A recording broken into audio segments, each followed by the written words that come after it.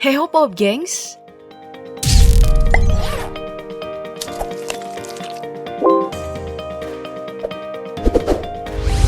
Dunia politik awal tahun 2023 diwarnai dengan kabar bergabungnya Gubernur Jawa Barat Ridwan Kamil ke Partai Golkar. Meski ditegaskan Capres 2024 yang diusung adalah Airlangga Hartarto. Ada yang kenal nggak? Nah, kali ini aku udah siapin nih video sejarah dan profil dari Partai Golongan Karya buat kamu. Yuk, simak sampai habis.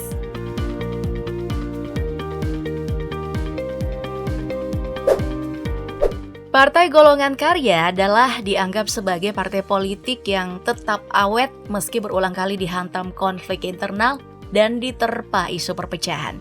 Gak heran jika umur partai ini udah mencapai ulang tahun yang ke-58. Wah, kalau pegawai negeri bentar lagi pensiun ya. Mudah-mudahan panjang umur. Golongan Karya muncul dari kolaborasi gagasan 3 tokoh yaitu Soekarno, Supomo, dan Ki Hajar Dewantara. Mereka mengajukan gagasan integralistik kolektivisme sejak 1940. Saat itu, gagasan 3 tokoh ini mewujud dengan adanya golongan fungsional. Dari nama ini kemudian diubah dalam bahasa Sanskerta sehingga menjadi Golongan Karya pada 1959. Sebenarnya, saat pertama kali didirikan pada tahun 1964, Golkar belum berbentuk partai, namun perwakilan golongan melalui Golongan Karya. Jadi statusnya saat itu masih Sekber Golkar atau Sekretariat Bersama Golongan Karya. Nah, Sekber ini adalah wadah untuk golongan yang tidak berada di bawah pengaruh politik tertentu. Soeharto dan Soehardiman mendirikan Sekber Golkar pada 20 Oktober 1964 sebagai respons dari Peraturan Presiden Nomor 193 tahun 1964 yang menginstruksikan seluruh organisasi dalam Front Nasional bergabung dengan parpol atau membentuk organisasi sendiri. Dari yang awalnya hanya tergabung dari 61 organisasi, kemudian berkembang menjadi 291 organisasi. Dan jumlah anggotanya terus bertambah pesat karena diyakini memiliki perjuangan untuk menegakkan Pancasila dan Undang-Undang Dasar 1945. Sekber Golkar pun kemudian dibagi dalam 7 kelompok induk organisasi yang disingkat KINO, yaitu Koperasi Serbaguna Gotong Royong atau KOSGORO, Sentral Organisasi Karyawan Swadiri Indonesia atau SOKSI, Musyawarah Kekeluargaan Gotong Royong atau MKGR, Gerakan Karya Rakyat Indonesia atau GAKARI, Organisasi Profesi, Ormas Pertahanan Keamanan atau HANKAM, dan Gerakan Pembangunan. Sekber Golkar mulai terlihat sebagai mesin elektoral yang menjamin posisi dominan militer di dalam politik pasca peristiwa G30S. Pemilu pertama Sekber Golkar adalah pemilu 3 Juli 1971 dan langsung berhasil memenangkan suara sebanyak 62,8%, yaitu 236 dari 360 kursi anggota dalam DPR. Setelah itu Sekber Golkar mengubah dirinya menjadi Golkar pada tanggal 17 Juli 1971 berdasarkan ketetapan MPRS.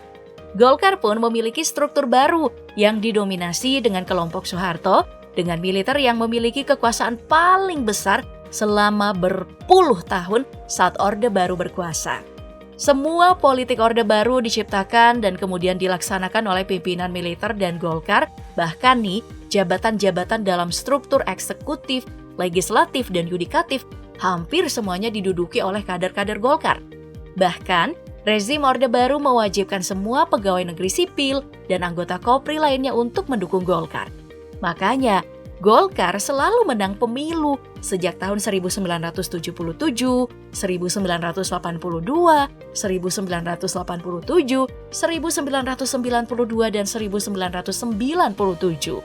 Hingga pada akhirnya reformasi 1998 meletus dan membawa perubahan politik nasional yang berimbas besar terhadap Golkar. Keberadaan Golongan Karya mulai ditentang sebab dianggap sebagai warisan Orde Baru dan menjadi biang krisis multidimensional rakyat Indonesia. Selain itu, Golkar juga terancam bubar karena dianggap turut melanggengkan rezim Orde Baru. Pada akhirnya, Golkar pun mendeklarasikan diri sebagai partai politik setelah dilakukan musyawarah nasional luar biasa pada tanggal 9 hingga 11 Juli 1998.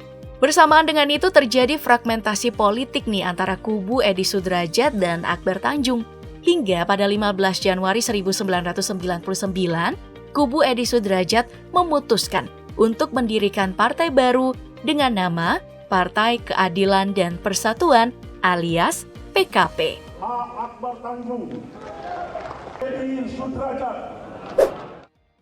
Menurut dosen FISIP Universitas Nasional Dr. Andes Ganjar Razuni SHMSI yang berhasil meraih gelar doktor dalam bidang ilmu politik di Universitas Pajajaran, akar ideologis Partai Golkar bersumber pada konstruksi sosionasionalisme, sosiodemokrasi, dan ketuhanan yang berkebudayaan. Pemikiran ini berasal dari pemikiran Soekarno yang lahir sejak 1926 hingga 1945, yakni Marhaenisme dan menjadi basis pemikiran dan konstruksi ideologis Pancasila. Visi Partai Golkar adalah terwujudnya masyarakat Indonesia yang bersatu, berdaulat, maju, modern, damai, adil, makmur, beriman dan berakhlak mulia, berkesadaran hukum dan lingkungan, menguasai ilmu pengetahuan dan teknologi, dan bermartabat dalam pergaulan dunia. Sedangkan misi Partai Golkar terbagi dalam 3 poin. Yang pertama, menegaskan, mengamankan, dan mempertahankan Pancasila sebagai dasar negara dan ideologi bangsa demi memperkokoh negara kesatuan Republik Indonesia. Lalu yang kedua, mewujudkan cita-cita proklamasi melalui pelaksanaan pembangunan nasional di segala bidang untuk merealisasikan masyarakat yang demokratis dan berdaulat, sejahtera dan makmur, menegakkan supremasi hukum dan menghormati hak asasi manusia, serta terwujudnya ketertiban dan perdamaian dunia. Dan yang ketiga, mewujudkan pemerintahan yang efektif dengan tata pemerintahan yang baik, bersih, berwibawa, dan demokratis.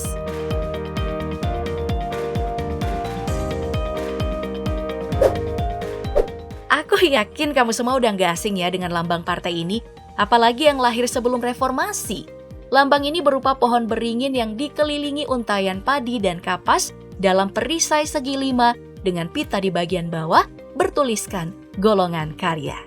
Pohon beringin memiliki makna melindungi seperti niat Partai Golkar yang ingin memberikan perlindungan bagi rakyat Indonesia. Lalu ada padi dan kapas yang merupakan lambang kesejahteraan sosial untuk rakyat Indonesia. Sedangkan perisai segi 5 adalah wujud lambang ideologi dari partai, yaitu Pancasila. Warna putih pada perisainya bermakna kesucian, sedangkan warna kuning bermakna kejayaan. Adapun jumlah bunga kapas mencapai 17 dan 8 akar gantung pada beringin serta 45 butir melambangkan Hari Kemerdekaan Indonesia yaitu tanggal 17 bulan 8 tahun 45.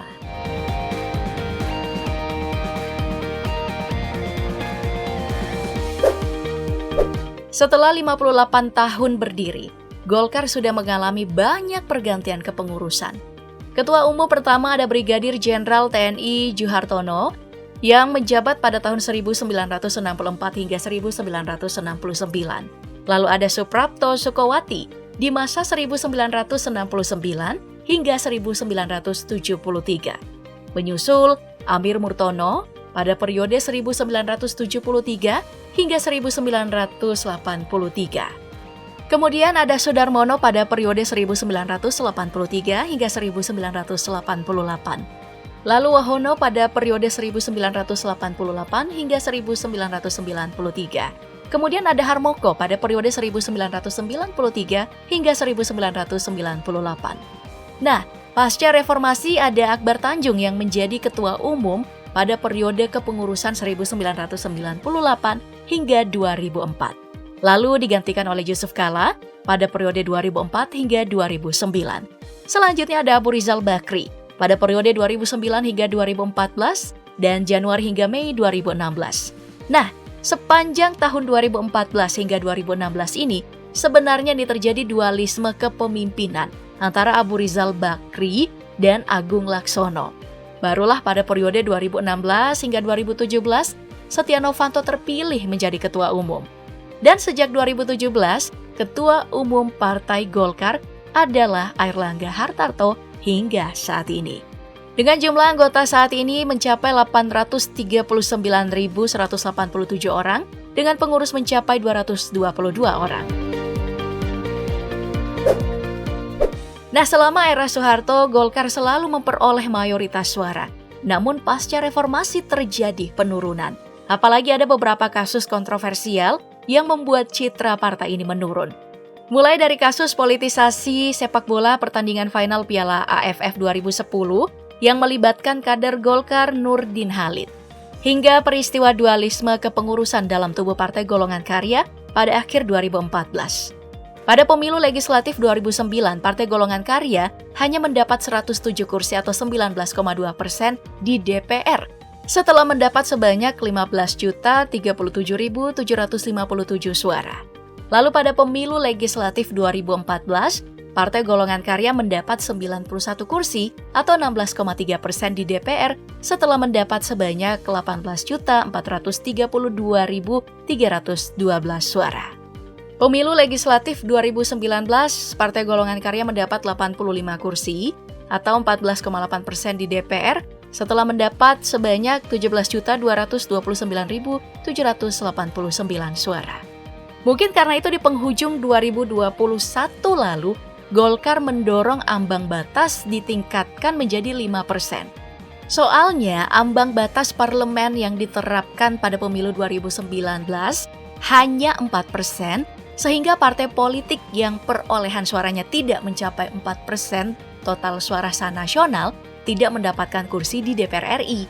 Jadi saingan makin dikit nih. Dan sayangnya ada banyak keraguan pada partai ini menjelang pemilu 2024 nanti. Sebab dalam 5 tahun terakhir ada 7 kader dari elit Golkar yang terjerat kasus korupsi.